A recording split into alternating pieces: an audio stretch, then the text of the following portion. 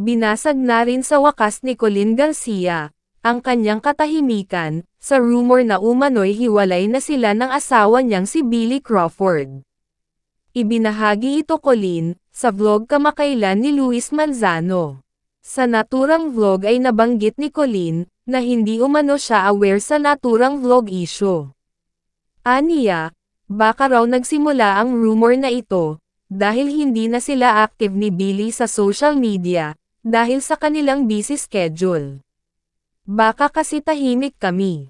I mean, I tried to be more active on social media, because it has become the extension of my job, like a lot of work I get nowadays is from social media talaga.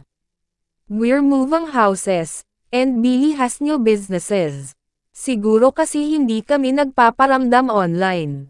Ever since we got married, walang naging mabigat na kasalanan sakin si Billy, sabi ni Colleen.